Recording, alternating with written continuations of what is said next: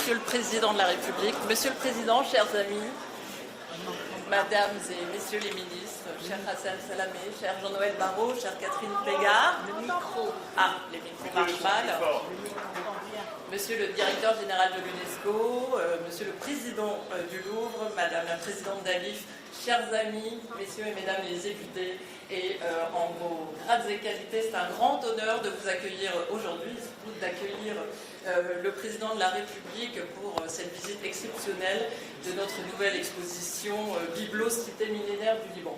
Je crois que nous n'avons pas besoin de faire la claque pour le Président de la République, vous avez visiblement suffisamment attendu, et cette attente, elle tenait, je crois, au témoignage de l'attention qu'a marqué le Président de la République à cette exposition essentielle et absolument critique en ce moment où le Liban est aujourd'hui frappé à nouveau par la guerre.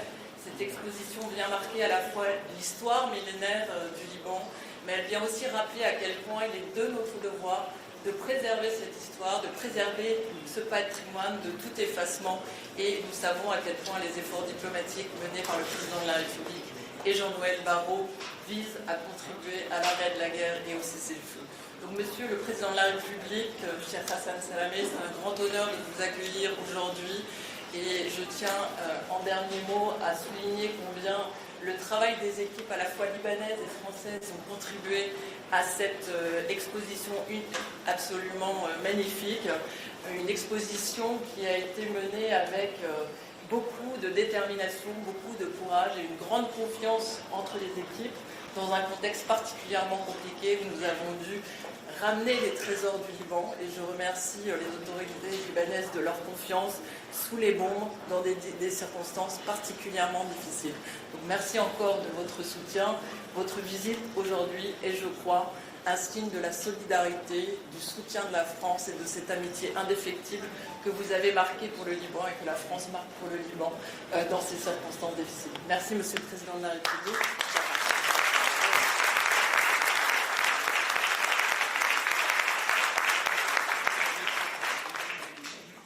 Monsieur le Président,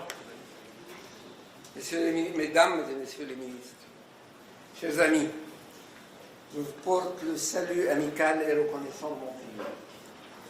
Les autorités du Liban, tout comme l'ensemble de mes concitoyens, considèrent votre présence ici non seulement comme la célébration d'une ville millénaire, mais aussi comme un témoignage d'amitié et de solidarité.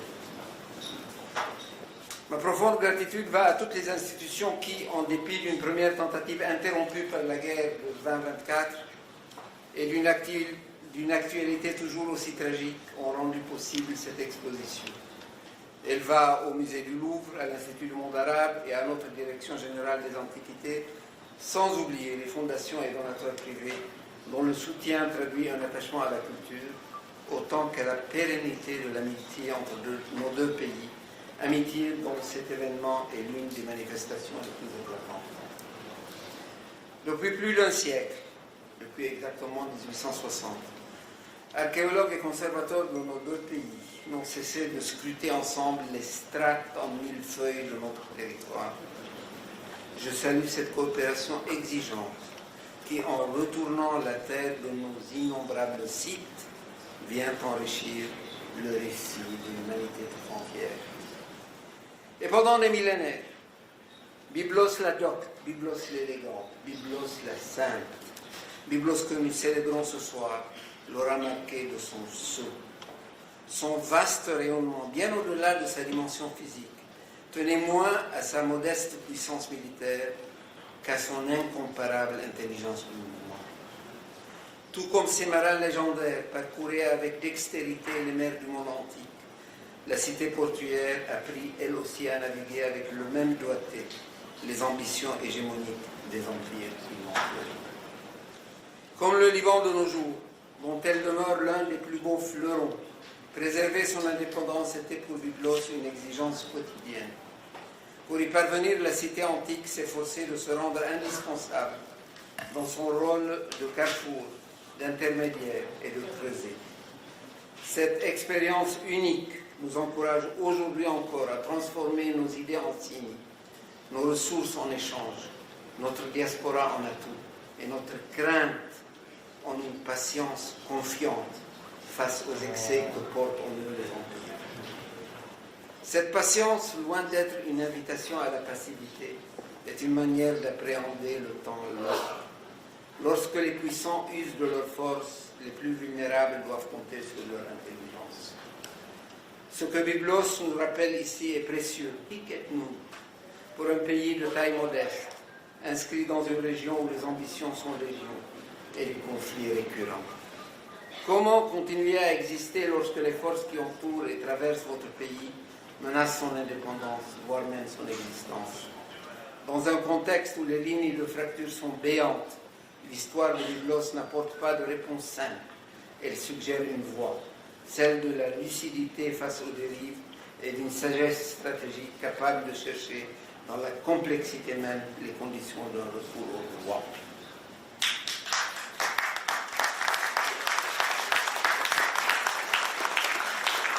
En tant que ministre de la Culture, préserver un patrimoine d'une telle richesse ne consiste pas seulement à protéger les pierres. Il s'agit de faire vivre un esprit. Et c'est bien ce que cette exposition réalise. Dans la crise que nous traversons, cela suppose aussi de parer à l'urgence, sécuriser des sites menacés, documenter ce qui peut l'être encore, soutenir des équipes qui travaillent parfois dans des conditions extrêmement difficiles, maintenir ouverts des lieux de culture alors même que tout pousse à leur fermeture. Au-delà de la culture, c'est le rôle même de l'État qui se trouve mis à l'épreuve. Comment assurer malgré tout la continuité des institutions, l'accès aux services essentiels, notamment pour les déplacés, la protection des citoyens, en particulier des plus vulnérables. Comment préserver la paix civile et ce qui fait sens collectif, tout en atténuant les retombées d'une région tourmentée par la violence des tempêtes qui la secouent. Notre gouvernement, avec les moyens dont il dispose, est pleinement engagé dans ses tâches multiples et compte sur ses partenaires pour le soutenir. Ce que nous traversons aujourd'hui n'est pas une fatalité. Ce qui est menacé peut encore être sauvé. Celui qui souffre peut être soulagé. Et ce qui paraît sans issue peut et doit en retrouver une.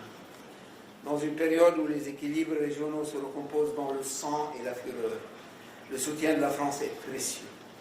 Plus que jamais, il est déterminant qu'il s'inscrive et se renforce dans la durée.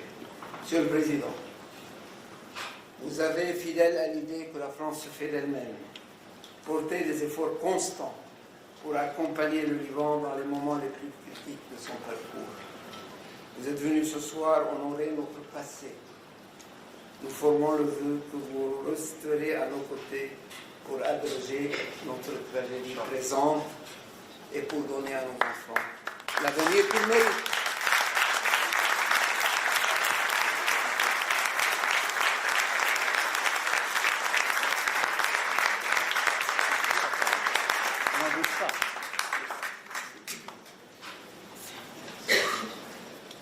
Mesdames, Messieurs les ministres,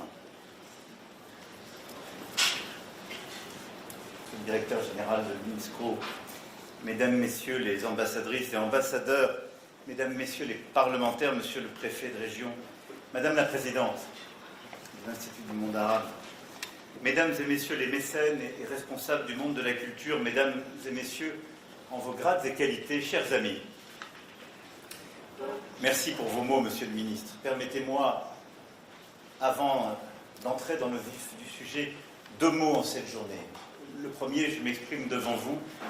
Et ce matin a été annoncée la disparition d'un ancien Premier ministre de notre pays, M. Lionel Jospin. Et je veux, avant toute chose, dire ici l'émotion, le respect de la nation tout entière et dire qu'un hommage national lui sera rendu jeudi.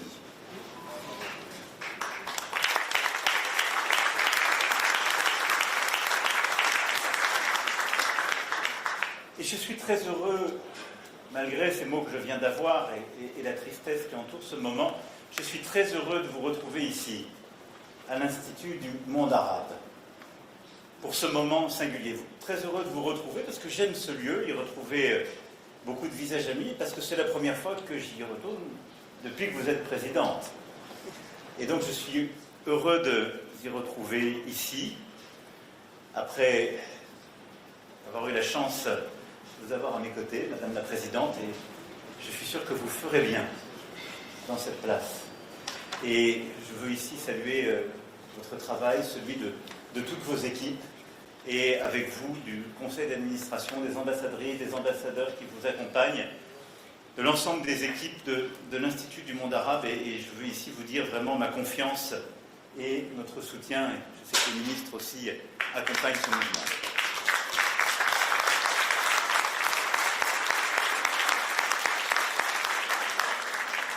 Et puis je veux avoir un mot pour votre prédécesseur, Jack Lang, qui a beaucoup fait pour cette exposition et qui pendant toutes ces années a beaucoup fait pour l'Institut du monde arabe. Et je pense qu'il est juste qu'hommage lui soit rendu pour son engagement à la tête de cet institut.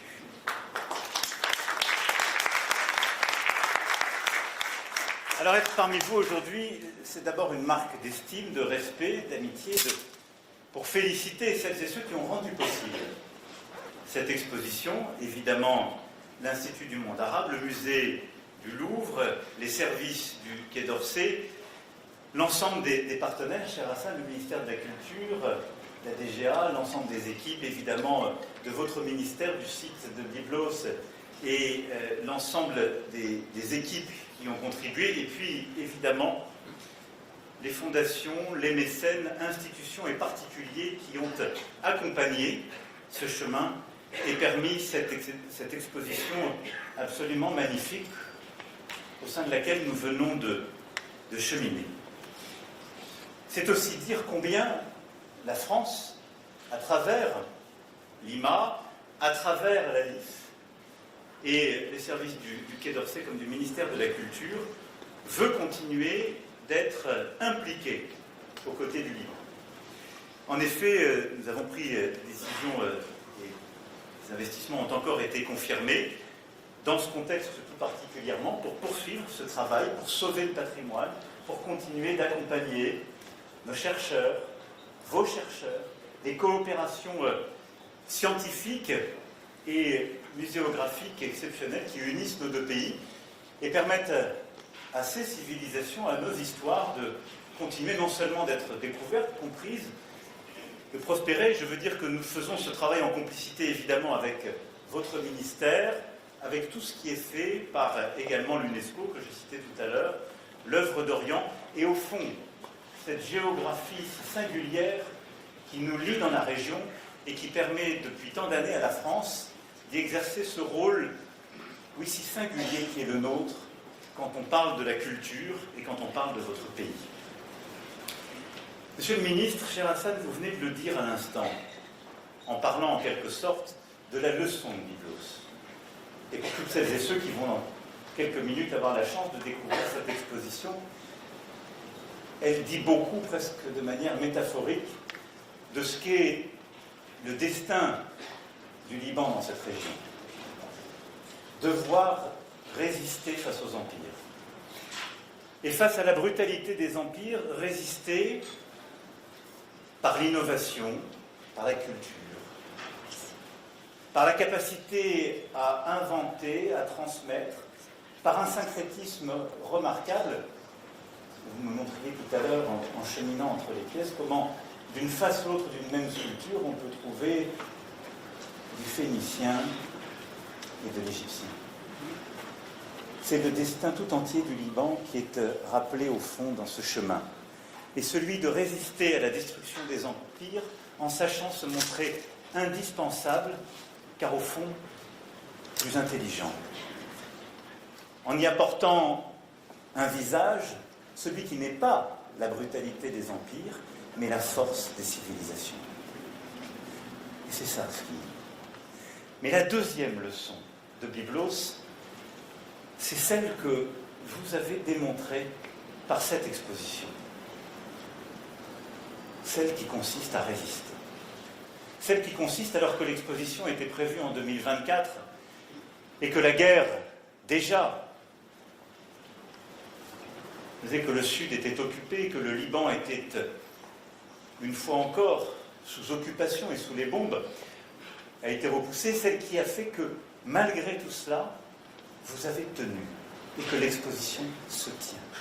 Et le fait de tenir cette exposition, ce que les équipes ont réussi à faire, au Liban, en France, avec les partenaires français que j'évoquais tout à l'heure, plusieurs de vos partenaires européens aussi, dit quelque chose du destin du Liban contemporain et de ce qui nous lie.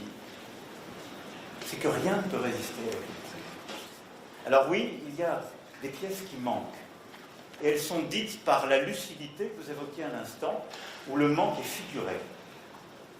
Mais elle dit que rien ne peut arrêter les femmes et les hommes qui fouillent, qui cherchent, qui veulent expliquer, qui veulent montrer et qui veulent dire ce que le Liban doit continuer de dire dans cette région et pour le monde, qui est au fond une possibilité de vivre ensemble. Et c'est ce qui fait que le Liban a ce lien si unique avec la France.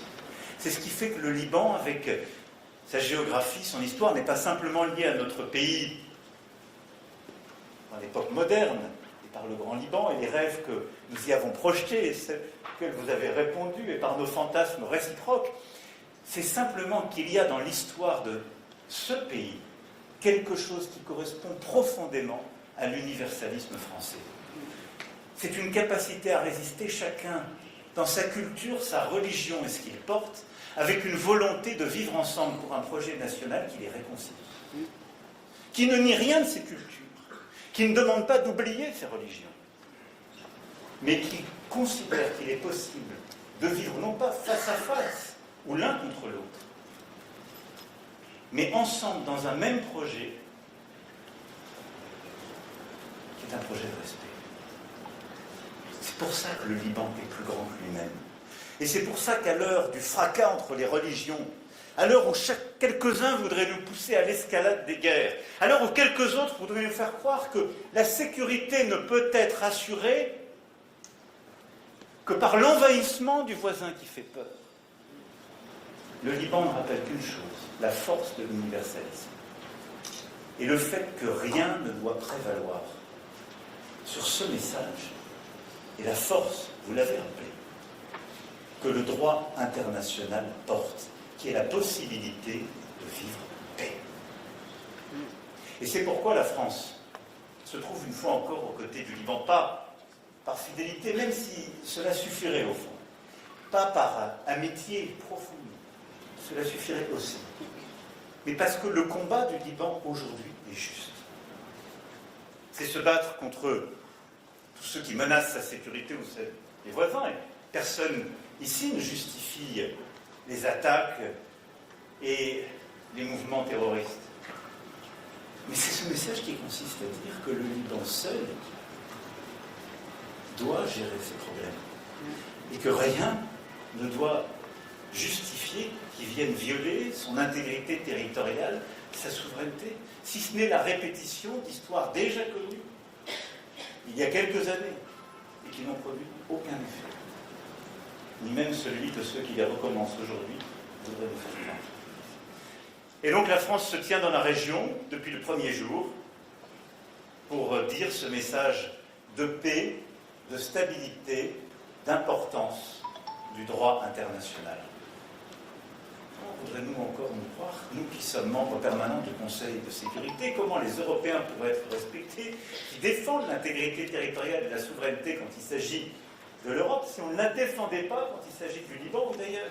Il n'y a pas de double standard en droit international. Ça n'existe pas. Et tous ceux qui justifient là-bas une hégémonie qui nierait ici se trompent ô combien.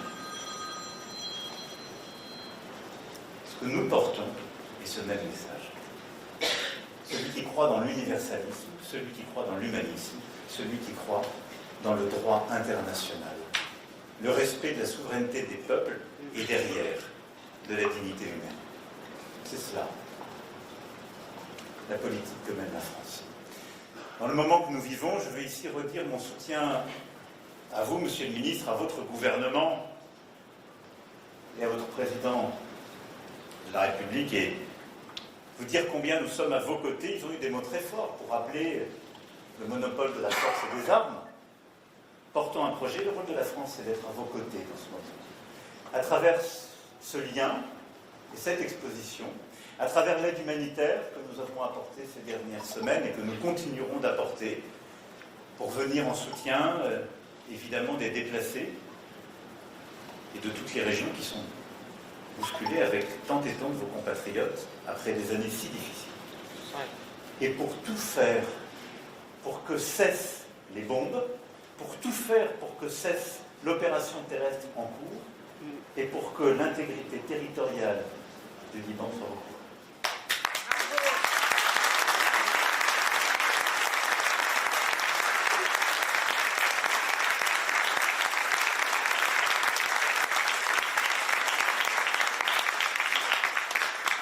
Et ça n'est que dans ce cadre que la paix pourra être construite. Et ça n'est que dans ce cadre que la sécurité de tous dans la région pourra être assurée.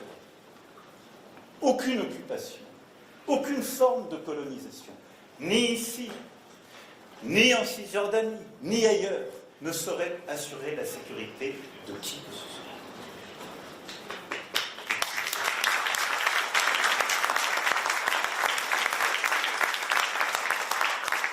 Et je n'oublie pas évidemment Gaza qui a été aussi reconnu, magnifié dans ces lieux avec une exposition superbe il y a quelques mois.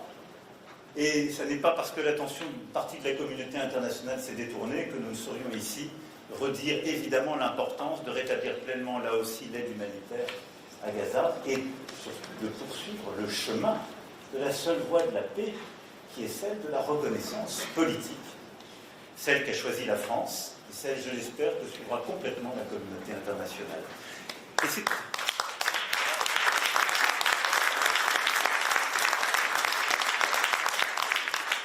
c'est pourquoi ce soir je suis particulièrement heureux en vous redisant ma gratitude, Monsieur le Ministre, Madame la Présidente, Mesdames et Messieurs, pour cette double leçon de Byblos. Celle de la résistance d'une civilisation et d'un syncrétisme face à la brutalité des empires, et celle de l'entêtement magnifique des femmes et des hommes qui ont rendu cette exposition possible.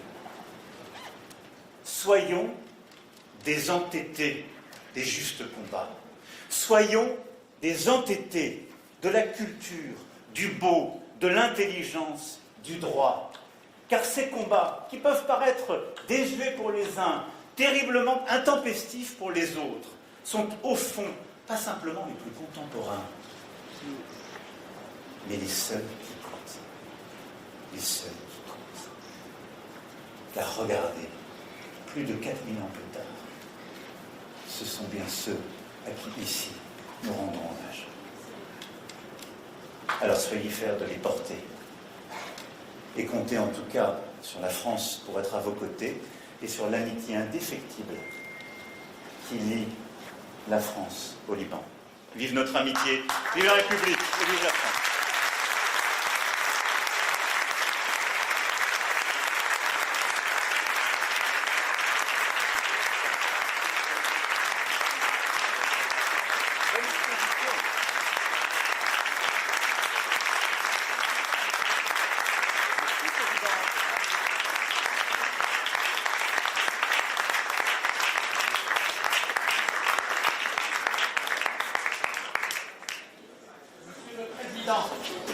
Vive la France! J'arrive, je vais pouvoir. Voilà quand même.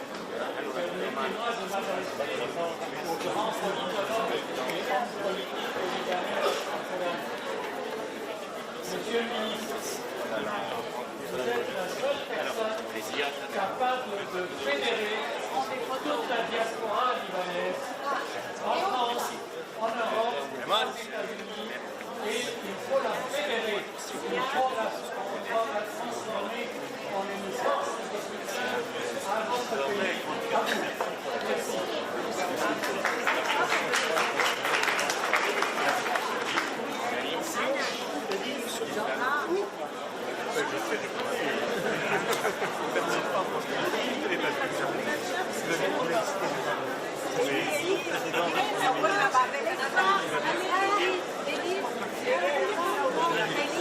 Mais j'arrive, t'inquiète pas. Ils veulent des photos. J'arrive. On vous attend, monsieur. Et de l'autre côté. Avec la délégation libanaise.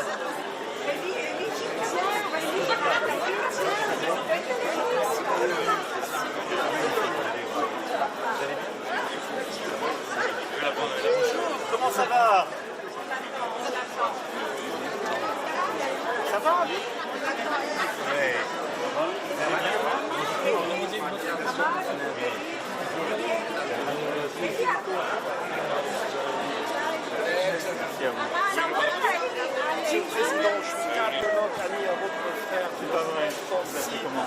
Antoine Chédid. Antoine Chédid. Je travaille en compagnie. Vous allez le connaître comment, ce jeune? Bien sûr, grand frère. Vous êtes formidable, on vous adore. Moi, j'adore le Liban. Avec au moment de la guerre d'Algérie, quand vous avez été où, je fais un film autour de ces témoignages. Et merci, Monsieur le Président, parce que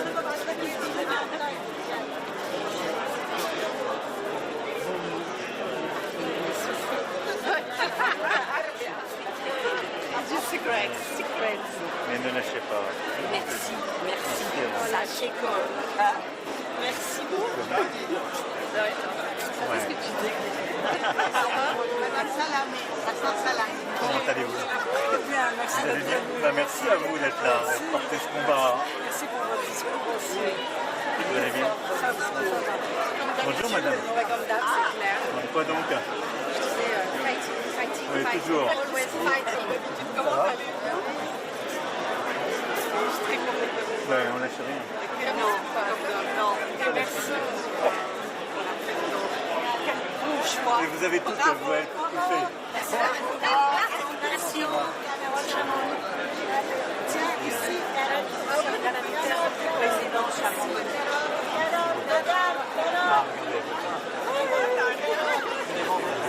Il y avait des membres de la commission.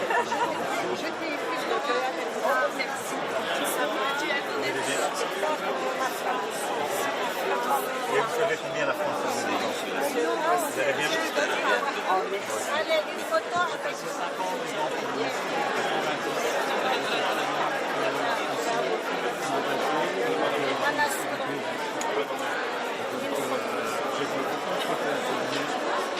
Merci d'être là. Oui, bien sûr, madame. Merci, vous avez rendu. Oui, on n'a pas été. Mais venez.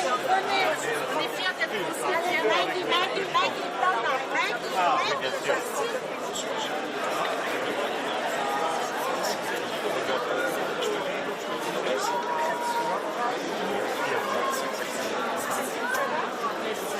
Merci beaucoup, Rachida.